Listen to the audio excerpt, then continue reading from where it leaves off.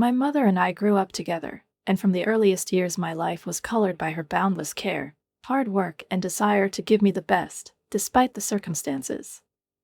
My father left when I was very young, and his image remained for me only a ghostly shadow in my memories, fragments of my mother's stories and a yellowed photograph hidden among old documents. And before we continue, write in the comments from which city you are watching this video. Enjoy watching. Mom never complained about fate and did not allow herself to give up, even when life was testing her strength. She worked tirelessly, juggling things like a skilled magician, torn between part-time jobs and responsibilities to keep us afloat. She wasn't just making a living, she was building a future for me in which I could not know the need, not be afraid of tomorrow, but go forward with my head held high. I saw her efforts, realized the cost, and couldn't afford to let her down. That's why I studied with diligence worthy of the best reward, seizing every opportunity that could bring me closer to stability and success. I managed to get a grant that helped me graduate from college without a load of debt, a privilege that thousands of students could only dream of nowadays. I chose business management, driven by a strange mix of ambition and fear. Ambition pushed me to the heights, forced me to set high goals for myself, and fear, the fear of finding myself back in poverty, in the uncertainty that haunted us as children, made me tireless in my quest to succeed. After graduation, I gathered all my determination and moved to the city. It was a new stage full of trials and difficulties, a tiny apartment barely larger than a storage room, uncomfortable gray walls, a life on the verge of survival, endless nights spent at work and thinking about the future. Financial stability was something unattainable, and success seemed like a distant mirage, but I didn't give up. Perseverance is rewarded. I got a job at a large company. She started from the lowest position, performing routine tasks, but quickly proved herself and broke through. A few years later, I was no longer just working there, I was the head of an entire department. It was more than a position, more than just a job, it was my territory, my space, my world. I didn't just lead, I created a team of people who knew that their work was valuable. You need to lead with respect, I often said at training sessions for new employees. Treat your work as if you own it, and soon you won't just become part of the team, you'll lead it. My team was a real family, united, strong, ready for any challenges. And when I was finally promoted to head of the department, we decided to celebrate this event in our favorite bar, a cozy place where they served cold beer. There was laughter and a relaxed atmosphere. Here's to Erica, our lady boss. Marco, one of my oldest and most trusted colleagues, proclaimed, raising his glass high. The others immediately joined in his toast, and the clink of glass echoed through the hall. Thanks, guys. We're all in this together. I shouted, raising my glass. Let's drink to new victories, to kicking even more asses and leaving our names in history. There was a roar of approval, filled with joy and enthusiasm. At that moment, I felt that I was exactly where I should be. That's when I noticed him. Jake. He was sitting at the counter, leaning back casually, and looking at me with a barely noticeable grin. His confidence could be felt even from a distance. When our eyes met, he didn't look away, but just raised an eyebrow slightly, as if inviting us to talk. Apparently, you have a holiday here? What is it? He asked, lazily resting his elbow on the counter. A small raise, I replied, trying not to sound too boastful. Now I'm the head of my department. Impressive. It must have cost a lot of effort. There was genuine interest in his voice, and I nodded, admitting that yes, the path was not easy. By the way, my name is Jake. Erica, I replied, shaking his outstretched hand. This conversation turned out to be deeper than I expected. There were no empty phrases, there were no platitudes. Jake turned out to be a financier, a man who understood numbers the same way I understood project management. What started as an ordinary acquaintance gradually turned into something more. We started dating, at first, casual dates, light, casual, but soon it turned into weekends spent together. Over time, I noticed that I was staying with him longer than I had planned, and that I didn't want to return to my small, cold rented apartment. His apartment was completely different, spacious, filled with light, with a breathtaking view of the city. It was warm and cozy, and I wanted to stay there. He was there. And maybe for the first time in a long time, I felt like I could exhale. That you don't have to fight alone anymore. One evening, as we stood on a spacious balcony, leaning on the cold railing and watching the city lights crash against the glass facades of high-rise buildings, turning the streets into a shimmering sea of light, Jake suddenly turned to me, and his face, usually illuminated by a warm, slightly sly smile, suddenly became unusually serious. Focused. It was as if he was preparing to say something really important. I felt his fingers twitch around my arms, and there was a tense, almost electric energy lurking in them, betraying an inner excitement that he seemed to be able to hide from others, but not from me. "Erica," he began, his voice low but firm, with an admixture of those feelings that could not be overlooked. "These last months with you have been the happiest time of my life for me. I know it may seem hasty, but—" He paused briefly, as if gathering his courage. "When you know, you just know." The urban landscape blurred before my eyes for a moment, and my heart suddenly began to beat faster, louder than the usual hum of the evening metropolis. I wanted to say something, but before my lips could part, he pulled out a small box from the inside pocket of his jacket, and when he opened it, the light reflected in the gemstone, flashed, dazzlingly played, catching the city lights and instantly making this moment unforgettable. "Will you marry me?" For one endless moment, all sounds, all thoughts, even time itself froze. There was only him, his eyes filled with expectation, and this ring, a symbol that my life was about to change forever. I squeezed his hands tighter, took a deep breath, and, feeling my voice tremble with emotion, I said, "Yes, Jake, absolutely yes." He smiled, and at that moment I realized that I had just been made mine not just by a man who loved me, but by someone who truly saw me, knew all my strengths and weaknesses, saw even those parts of me that were as hard as tempered steel, and accepted them as an integral part of my being. On the day when I was supposed to meet his parents, my body seemed to be bound by an invisible chain of anxiety. As Jake drove the car along the winding, immaculately paved road leading to the huge mansion, a strange feeling settled in his chest, a mixture of awe and anxiety. But as soon as I saw the house itself, my anxiety increased dramatically. Tall, ivy-covered walls, gloomy gargoyles hanging over massive windows, like sentinels watching everyone who dares to set foot in this territory, a long driveway that exceeds the length of the entire block where my house was located. These people weren't just rich. They were incredibly wealthy. When we got out of the car, the air around us seemed to get heavier. Jake, sensing my tension, tightened his grip on my hand. His voice, a whisper close to my ear, was soft, but with a clear hint of his own excitement. "It's going to be okay, Erica." But the way he said it was more like an attempt to convince not only me, but himself as well.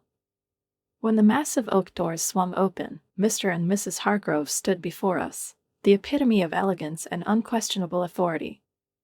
He was wearing a suit that probably cost more than my entire annual rent, and she was wearing a dress that could have graced the pages of the most prestigious fashion magazine. Their expressions were impeccably polite, but cold, as if they were carved from marble. "Erica, it's nice to finally meet you," Mr. Hargrove said in a flat voice with a carefully honed English accent. "I'm Charles, and this is my wife, Eleanor." Mrs. Hargrove smiled at me, but her eyes remained blank, as if they had glanced at me as if I were a piece of furniture. "I'm very pleased to meet you both, too." I took a step forward, trying to keep my voice steady. The foyer was luxurious, with a tall, sparkling chandelier resembling a scattering of stars, and portraits of people whose gazes seemed to follow every movement.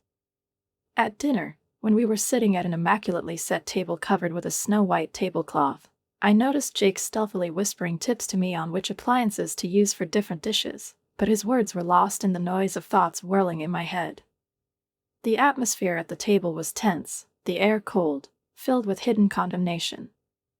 Mr. Hargrove pointed to one of the portraits, a stern man with a thick beard and a look full of unshakable confidence. "This is Sir Reginald Hargrove, our ancestor, who came from England in the 1800s to establish our family here," he said with undisguised pride. "It's really impressive," I nodded, trying to put as much interest into my voice as possible, although everything inside was clenching with tension. I reached for my fork, sure that I was taking the one that was meant for salad, but suddenly there was an oppressive silence at the table, so loud that it seemed every sound, even breathing, was sharpened to the limit. I felt the heat rush to my cheeks instantly, and I stole a glance at Jake, hoping for a silent hint, but before he could help me, Mrs. Hargrove's voice cut through the silence. "Maybe where you come from, everything is done differently, dear." Her words were clear, perfectly calibrated, and there was a carefully concealed but obvious condescension in them. "I'm sorry," I muttered, feeling my cheeks burn. "I'm still trying to figure this out." At that moment, I realized that this dinner was not just a meeting. It was a test. And I wasn't sure if I was going through it.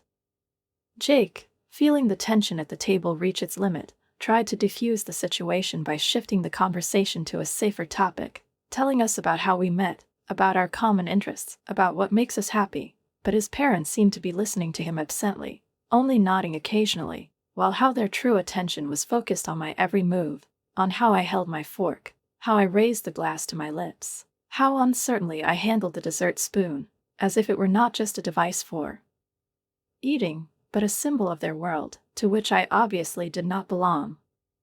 With each new dish, I felt more and more like I was not a guest, but an object of strict examination. Every bite of food in my throat became heavier, as if I were swallowing not exquisite delicacies, but dry, prickly words of unspeakable condemnation. Their gazes, cold, appraising, filled with silent skepticism, weighed on me, as if this centuries-old staircase, lined with portraits of their noble ancestors, was perched on my shoulders, testing my strength. After dinner, which seemed to last forever, we all, adhering to an unspoken ritual, slowly moved into the spacious living room, where heavy velvet curtains almost completely hid the windows, creating a feeling of an enclosed, suffocating space in which soft carpets muffled even the sound of footsteps.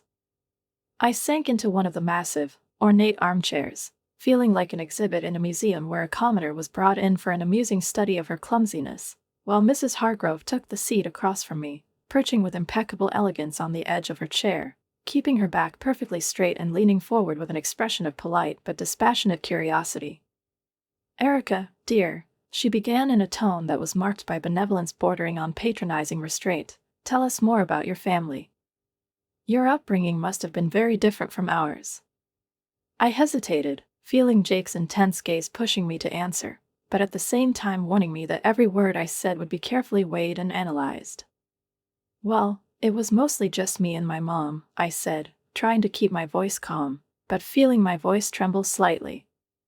"My father left when I was very young, and I hardly remember him.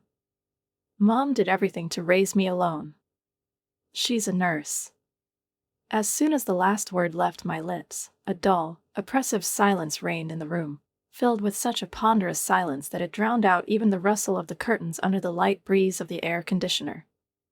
Mrs. Hargrove suddenly stood up abruptly, and the sound of a chair sliding across the polished wooden floor tore through the air like a thunderclap in a clear sky. "This is unacceptable," she said, and for the first time there was no hidden disapproval in her voice, but outright disgust. "We are descendants of an ancient English family. We have standards, traditions. I cannot and will not allow my only son to marry someone without a bloodline, or worse, without knowledge of his own bloodline." I felt something tighten painfully inside, but before I could react in any way, Mr. Hargrove, who had been silently watching the conversation until that moment, finally spoke. His words were unhurried, carefully measured, as if every syllable had been thought out in advance, and his voice sounded as if he was uttering not just an opinion, but an indisputable law. "It is extremely important for us that our family ties are strong and well documented." His gaze was cold and emotionless. "Erica, can you at least name your great-grandparents?" A lump formed in my throat. I felt my face start to burn, as if from a surge of shame that I shouldn't have felt, but which nevertheless crept up on me, poisoning my own perception of myself. My voice was barely above a whisper. I only know about my maternal grandparents. Mr. Hargrove rolled his eyes, slowly, with an exaggerated gesture of pure disdain. This is exactly what we were afraid of, he muttered to himself, and the barely audible remark hit me harder than if he'd said it out loud. Jake, who had been tensely silent, finally intervened. There was firmness in his voice, but I could also sense the pleading in it. Mom, Dad, please. He looked at them with an expression that seemed to balance between anger and despair. Erica is kind, hardworking, and she loves me. Isn't that what should matter? But Mrs. Hargrove didn't flinch. Her gaze remained icy, impenetrable, as if her determination, reinforced by generations of tradition, made her indomitable. Respect and commitment to our family standards are what's important, Jacob, she said, and there was a peremptory decision in her voice. If Erica is to join this family, she needs to learn our customs. She needs to respect where she came from. Even if it doesn't matter. Their words cut deeper than I would like to admit, destroying the warm feelings that filled me at the beginning of this evening. But when I looked at Jake, I saw in his eyes a desperate desire to keep me close, a plea just to agree, just to take a step forward, not to destroy what we were building. I swallowed, feeling something protest in my soul, but I forced it out anyway. My voice was quieter than I would have liked. I will learn about your family and your traditions. Mrs. Hargrove didn't seem satisfied with my concession, but she relaxed a little, allowing herself a slight nod. Okay, she said, you'll start by going through our family tree and understanding who each person in these portraits is. It's not just names, Erica. This is respect for our bloodline. As they continued to talk about their expectations, I felt something inside me slowly shrink, and turn into something alien. This evening, which was supposed to be a simple acquaintance, turned into a test, a game of survival. As the room filled with lively discussions of my ancestors, their glorious exploits and noble deeds, I couldn't help but feel alienated from these people, their centuries-old history, their traditions that seemed to be stronger than the stone walls of this house, and, most painfully, from those parts of Jake that are so closely connected with they were intertwined, forming an integral part of his life. It suddenly became difficult for me to breathe, as if the air, saturated with the heavy aroma of ancient books, gilded frames, and noble traditions, squeezed out of my lungs the remnants of confidence that I could one day become my own here. The weeks after that ill-fated dinner passed like a whirlwind, leaving me almost no time to rest, and I barely had time to catch my breath between a work that required my full attention and the endless activities that had become a mandatory part of my new existence, etiquette courses, lectures on style, studying the Hargrove family tree, as if I had to take an exam. The right to be with the person I loved.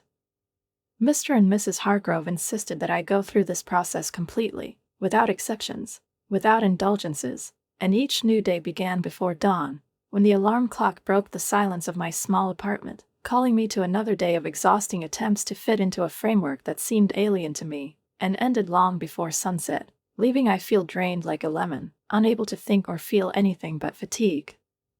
Erica, the etiquette instructor's voice sounded softly during one of the classes, interrupting my scattered thoughts. Remember, the soup spoon moves away from you when you scoop. I nodded, automatically repeating the movement, but my thoughts were far away from here, to the office, where there was probably already a mountain of unfinished work on my desk, to wedding preparations, where every new day brought new tasks that required my participation, to the very essence of these endless activities, which, as it seemed to me, with every lesson did not they brought me closer to my goal, but only further emphasized my inconsistency with the Hargrove world. Are you okay? The instructor asked, noticing that I was lagging behind in my movements. Her voice was soft, almost caring. Such things take time to become second nature. I smiled weakly, trying to hide my exhaustion. Thank you. Simply.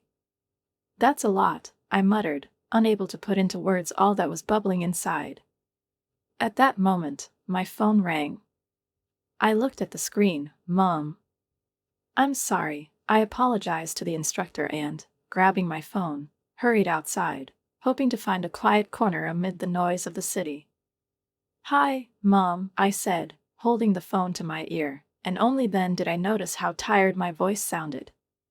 Erica, dear. There was genuine excitement in Mom's voice, but there was also a note of concern somewhere in the depths. How are the wedding preparations going? I hesitated, not wanting to burden her with my worries. I'm fine, I replied, trying to sound cheerful. I've learned a lot, even to waltz. There was a pause. I knew that Mom could feel me. You sound exhausted, honey, she finally said, her voice filled with warmth and concern at the same time. Are you resting enough? It shouldn't be that hard. You need to take care of yourself. I smiled weakly. I'll try, Mom. It's just that there are a lot of things right now: etiquette lessons, dancing, work, wedding. Just remember what's important, Erica. Her voice softened, but there was firmness in it. It's you and Jake at the end of the day. Not all of these roles and lessons. Her words hit home, shattering something in my soul that I hadn't even realized, but before I could really think about them, we said goodbye, and I was left alone with my thoughts. As soon as I put my phone in my pocket, the weight of reality fell on my shoulders again, reminding me that my day was not over yet, that there were still hours of classes ahead, and that each new morning would be the same as the previous one until I reached the ideal that Jake's parents needed. I found myself embroiled in an unequal battle, a tug of war between meeting Mr. and Mrs. Hargrove's expectations and not losing myself, preserving at least a small part of the Erica I was, and not the one they were trying to turn me into. Every day was like a marathon with no visible finish line, an endless series of challenges in which I couldn't afford to fall. I went back to my studies. The instructor's voice sounded like a booming background noise, while my hands automatically repeated the movements, holding the glass correctly by the stem, not by the bowl, gracefully turning the brush to look natural, but not too relaxed. In my rare moments of relaxation, I found myself just staring at the ceiling, wondering if it was all worth it, every close observation, every remark, every mistake I made that was immediately met by the cold stares of Mr. and Mrs. Hargrove. They didn't scold me out loud, no. Their condemnation was tacit, but that made it all the more difficult. I could feel their eyes burning into me when I did something wrong. I could feel how every wrong step I took was recorded in their memory, so that later it would become another argument in favor of the fact that I was not suitable for them. One evening, when I was getting ready for bed, exhausted, my phone vibrated. I lazily reached for it, waiting for another reminder of tomorrow's class schedule, but Jake's name popped up on the screen. How was your day? I miss you. I stared at the message, my fingers hovering over the keyboard. I wanted to tell him everything, about my fatigue, about my fear, about the pressure that seemed unbearable to me, but something inside stopped me. I didn't want him to feel guilty. I didn't want to burden him with my worries, knowing how hard he was trying to reconcile me with his family. Instead, I typed, I miss you. It's been too long, but everything's fine, and she clicked send. When I put the phone back on the bedside table, the silence of my apartment suddenly seemed almost frightening to me. That's how it's going to be, right? Smile while overcoming fatigue. Hold on, hiding stress. To live pretending that everything was okay, just to fit into a world that was becoming more alien to me every day. That day has finally arrived. The meeting place was strewn with flowers, fresh and fragrant, among which snow-white and cream-colored roses flashed, symbolizing purity and sophistication. Elegant guests dressed in expensive suits and luxurious evening dresses, sparkling with jewels, scurried everywhere, and their immaculately groomed faces from the upper class of the city shone with strange smiles, which had not so much excitement for Jake and me as close attention to detail, discussion of every detail, every glance, every movement evaluated from the point of view of in terms of how they meet their expectations.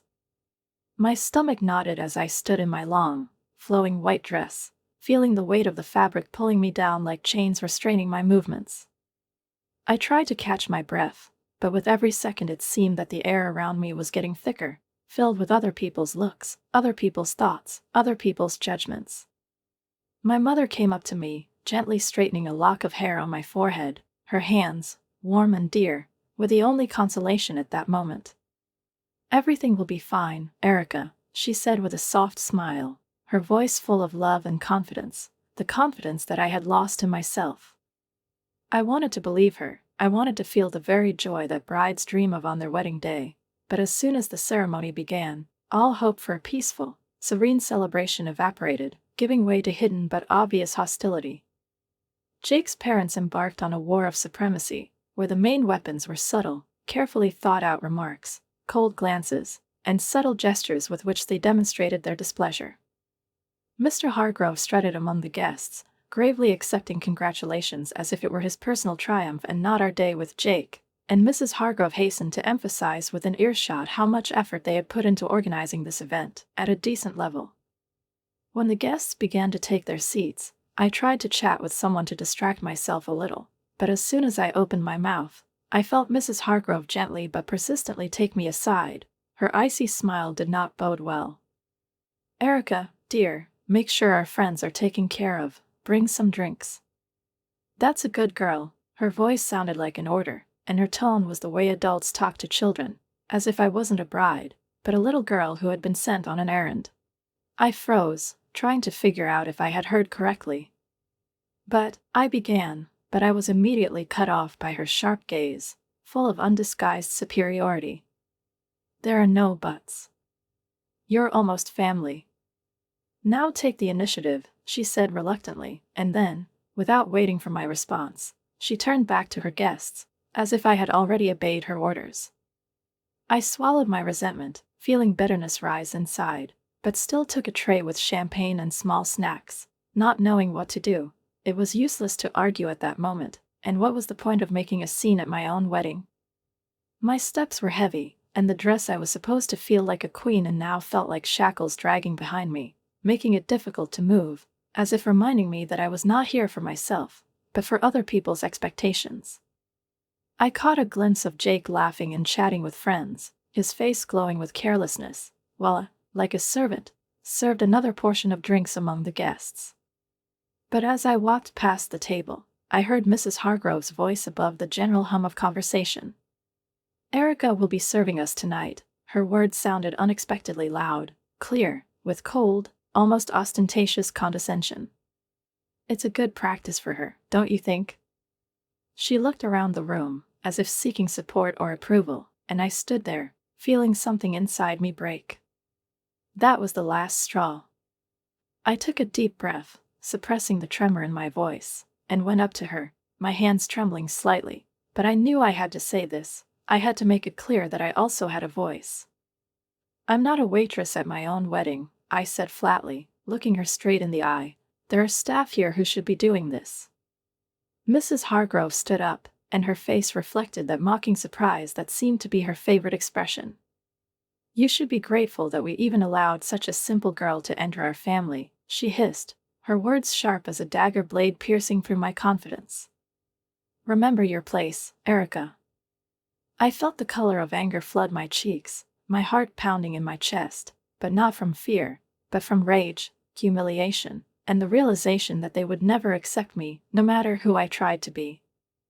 "This is my wedding, not a performance for your friends," I objected, my voice louder than I expected, and immediately silence fell in the hall. All eyes were on us now.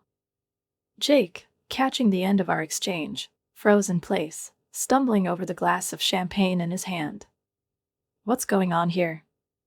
He mumbled slightly indistinctly, his gaze was distracted, not fully focused. I clenched my fists, trying to contain my emotions, but too much had accumulated inside. "Your mother treats me like a maid at our wedding, Jake," I said, disappointment trembling in my voice. "This is not what this day should be about." Jake looked first at me, then at his mother, and his face changed strangely, an expression that I couldn't immediately decipher, but there was no indignation or defense of me in it. "Erica, why are you making a scene?" His voice was tired, irritated. "Just do what Mom asks, it doesn't really matter." I felt an icy wave pass through my body. It doesn't really matter, I whispered in disbelief. Jake, it's our day, and your mom is ruining it. But he just brushed it off, as if my words were a whim, a whim. Listen, Erica, you should be happy, he said, taking a long sip of champagne. I even chose you. There have been many girls better than you. More beautiful. Richer. You're making a fuss about nothing. His words hit like a slap in the face. I recoiled, and the realization hit me with such force that it became difficult for me to breathe. The man I loved, the man I was going to marry, was standing in front of me now, but I saw him differently than before. He wasn't someone I could share my life with, wasn't someone who saw me as an equal partner, someone I could go with. Hand in hand, overcoming all difficulties and enjoying every moment. For him, I was just another accessory, part of the carefully constructed image that his family sought to maintain, something that needed to be adjusted to the ideal standard, something convenient and predictable, corresponding to their narrow idea of what a Hargrove wife should be, without the right to vote, without her own opinions, without personality. I clutched my bouquet tighter, feeling my fingers tremble, as the small flower petals were crushed in my grip, but this did not bring me comfort. On the contrary, I realized that I could crumble right here, in the middle of the hall filled with people, among whom no one except my mother was really close to me. No one saw me, heard me, understood me, no one except her was really worried about me. Mom came up to me, and one look was enough for her to read all my emotions, all my doubts, all the pain that was tearing me apart from the inside. Without hesitating for a second, she wrapped me in her strong, dear embrace, which seemed to contain the whole world, her world, in which I always found protection, where I could be myself, where I was not forced to change for the sake of someone's ambitions and demands. Honey, do you love this man? Do you really want to marry him? Her voice, full of concern, sounded quiet, but there was so much power in that silence that I didn't have to think about the answer. I didn't have to find the right words. They came out of my mouth on their own, so natural, so simple, so true. I shook my head, barely able to gather my thoughts to speak, but I managed to whisper anyway. No, Mom, I can't do that. I don't want. Mom nodded, her lips pursed and her jaw tensed in that determined manner I knew all too well, the way she always looked when she was protecting me, when she was making important decisions, when she wasn't letting the world swallow us down, break us, make us submit. She gently took the bouquet from my hands, her touch was warm and soothing, and before I had time to realize what she was up to, she confidently walked towards the DJ. Her steps were fast and purposeful, like a person who was not going to tolerate injustice anymore. I held my breath, watching as she took the microphone, turned to face the assembled crowd, and her voice, clear and even, cut through the general murmur, attracting the attention of everyone present. Ladies and gentlemen, I ask for your attention, please. There was silence, that breathless, tense silence that precedes a storm. She took a deep breath and turned to face Mr. and Mrs. Hargrove, her eyes firm and burning with a determination that was impossible to turn away from. I have something important to tell you, she said, and there was no malice or sarcasm in her voice, just the impeccable confidence of someone who no longer intends to remain silent. About truth and pretense. I saw Mr. and Mrs. Hargrove tense up, their backs straighter, their eyes wary, but they still didn't understand exactly what was going to happen. I went to the same school as Charles and Eleanor Hargrove, she continued, without taking her eyes off her opponents. Back then, they didn't speak English, they didn't brag about their noble origins, they didn't look down on others. A loud murmur swept through the crowd, the guests began to look at each other, but my mother did not give them time to digest what she had heard, continuing with the same calm, inexorable force. Their families were as hard-working as ours, she said, taking a step forward, and I could see how her words hit home, how they penetrated the minds of those present, sowing doubts in their minds and destroying the illusion that the Hargroves had so carefully created over the years. Charles's father was a mechanic, and Eleanor's mother waited tables at a local diner, and now the crowd began to hum louder, the murmurs turned to whispers, and the whispers turned to muffled exclamations as the guests talked among themselves, their gazes now riveted on the Hargroves, their expressions ranging from surprise to disbelief, from shock to hidden the pleasure of having the veil of nobility lifted from their faces. Mrs. Hargrove jumped up from her seat, her face flushed, the facade of her aristocratic confidence began to crack, crumbling into pieces. "That's right, she tried to speak, but my mom wouldn't let her. Her voice was too firm, her words too meaningful to let them drown in pathetic excuses. "You thought you could build your life on lies and judge others," she continued without flinching, her gaze directed directly at the Hargroves. "We thought that you could stand on these falsifications and look down on my daughter, judge her dignity based on your fictional status. But Erica is worth 1,000 of your fake titles. She's real, the way you've long forgotten how to be." Now the guests were openly discussing what was happening, and the glances that had been full of admiration for the Hargroves a moment ago were replaced by something else, something that made Mr. Hargrove jump up, his face contorted, and when he spoke, his measured, noble accent began to slip, exposing the gruff notes that had previously been carefully hidden. We did what we thought was best," his voice cracked, becoming more desperate, less confident. "For whom?"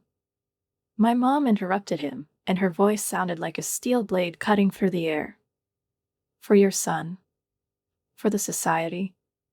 Or just for your own empty pride?" The room was buzzing now, the tension was growing, the atmosphere was heating up, and I could see how the Hargroves, who until recently had seemed unshakable, majestic, and domineering, now seemed smaller, weaker, their figures, their confidence, their pretensions disappearing into thin air, leaving behind only the simple truth about their origins.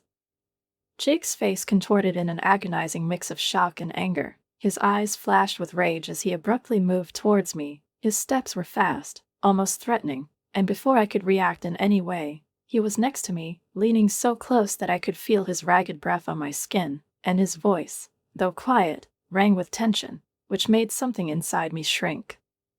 "You ruined everything, Erica," he hissed, and there was not a single note of regret in his tone, only resentment and anger, only a wounded ego that could not accept that someone dared to destroy the carefully built facade of his ideal life.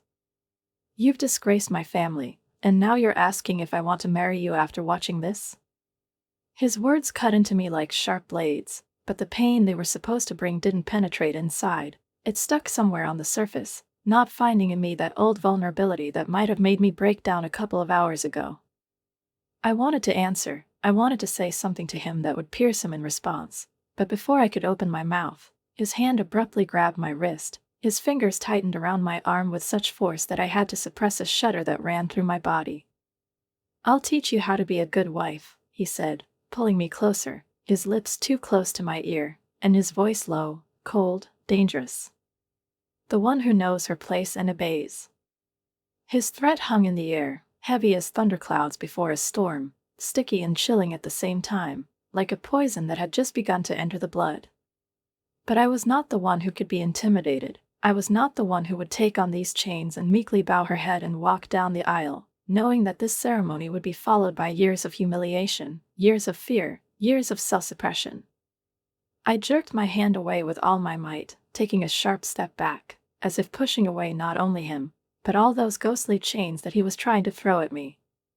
The room was plunged into deathly silence. All eyes, all attention were now riveted on us, and I knew that now, at this moment, I had a chance to break this connection completely, forever. This was the man I was going to marry. It was a family that I was going to join. This could be my life. No. This is not going to be my life. I took a deep breath, and suddenly it seemed to me that I felt in myself the very strength that always lived in my mother, the strength with which she protected me, with which she went through life, not allowing anyone to belittle or break her. "The wedding will not take place," I announced loudly, raising my head and making sure that every person in this room would hear my words. A murmur went through the crowd, and a muffled sigh cut through the tense silence, but I didn't stop. "I regret that I ever thought of marrying such an idiot," I continued, and at that moment my anger stopped being anger. It was liberation. It was the right to say what I really feel without fear of consequences. A man who truly matches the arrogance and deception of his parents. The room was filled with muffled whispers, Some were shocked, others supported me, someone openly grinned, seeing how the facade of the Hargroves was collapsing right in front of their eyes. Jake stood with his mouth open, as if trying to catch the elusive words and shove them back down my throat, but it was too late. The truth had already been spoken, and no amount of excuses, no amount of attempts to fix the situation could change it. My mother came up to me. Her presence was a shield for me against all the chaos raging around. Her gaze was a quiet reminder that I had done the right thing. We walked through the crowd together, our heads held high, and with every step I took, I felt the pressure that had held me down for all these months lift as I became free. In the weeks that followed, news of the Hargroves' disgrace spread through the city, their fabricated pedigree and artificial position in high society crumbling like a house of cards in the wind. People who once revered them were now crossing the street to escape their shame, and their pride, which had recently elevated them above the rest, turned out to be their greatest downfall. Soon they sold their mansion and left, hoping that in a new place no one would remember their past, that they would be able to hide from the truth, which now followed them like a shadow. As for Jake, I've heard snippets of rumors, stories about his downward spiral, about nights spent in bars, about attempts to drown the remnants of his dignity in alcohol and drown out the whispers of those who once worshipped his family. I didn't know if it was true, and to be honest, I didn't care. He showed his true colors, and it was too dark and twisted for me to ever want to look back. "Thank you, Mom," I said one evening as we sat in our modest living room, surrounded by warmth that wasn't present in the cold walls of the Hargrove mansion.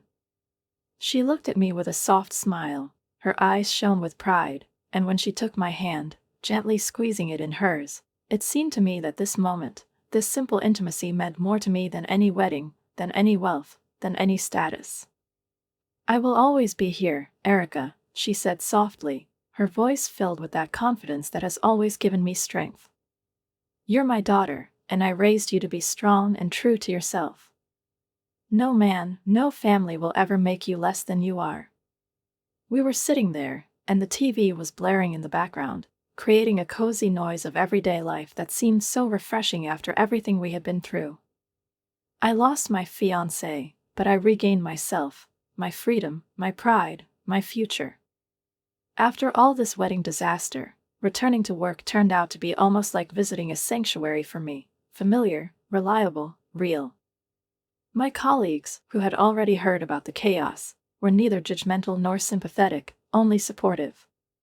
"Erica, you dodged a bullet, girl," Marco said as soon as I entered the office, leaning against my desk with a steaming cup of coffee, which he handed me as a sign of peace or, perhaps, as a return gift.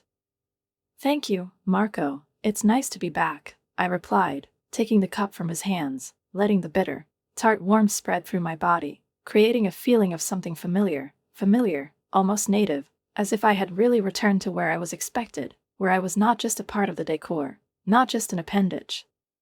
Someone's last name, but a person whose personality, work, thoughts, and deeds mattered. "And yes, that bullet was more like a cannonball," I added with a grin, but before Marco could respond, Jenny's voice came from her booth across from him. Her harsh but fair remarks always hit the nail on the head, and this time was no exception. "Anyone who forces you to serve guests at your own wedding is unfit to be a husband," she announced loudly, leaning out from behind the partition, her blue eyes flashing with indignation, as if she still couldn't believe that I really had to go through this. "You deserve so much better, darling." I smiled, feeling warm gratitude spreading inside for this simple but so important support. "I think so too," I nodded, sipping my coffee, and felt the tension that still echoed in my soul after all the events began to dissipate. It's nice to return to a place where I'm appreciated for what I do, and not for the family I might end up in. As time passed, the days turned into weeks, and I became more and more convinced that I had made the right decision. The support of my team did not waver. They did not feel sorry for me or look at me with sympathy. On the contrary, they saw in me a person who could choose himself, and this gave me the strength to move on. It was at this time, during the period of my healing and realization of my own path, that I met Brian.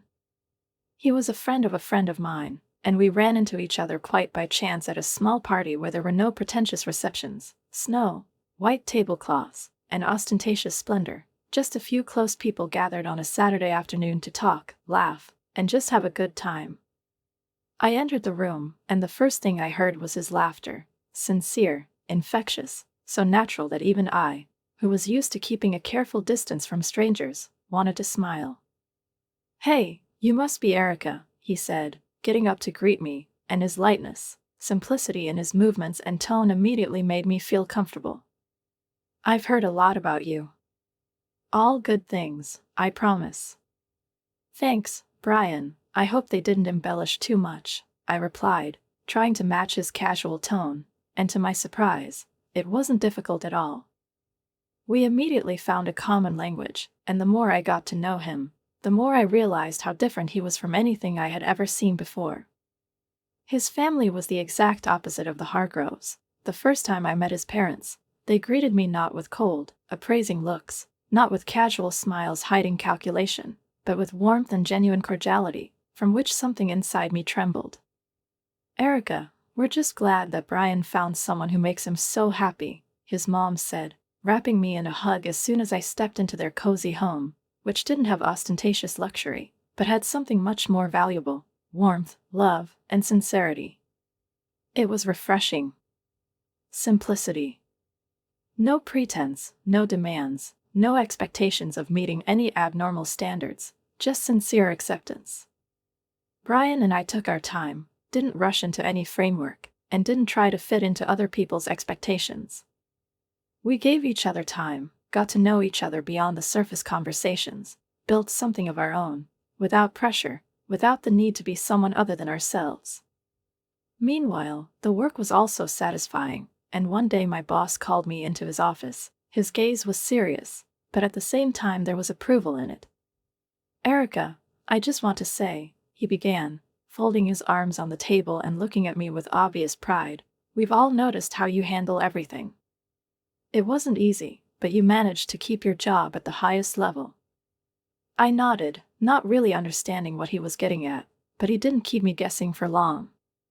"We think it's time for another promotion. You've proven that you can handle almost anything, and your leadership skills have never wavered." When I left his office, I felt more than just satisfaction. I felt a real surge of pride. My new relationship, my developing career, the respect of those who are dear to me, the realization that I am finally in a place where I feel good, where I feel in my place, all this added up to a picture in which there was no room for regrets about the past. I didn't just survive the storm, I came out of it stronger than ever, and most importantly, I became myself again.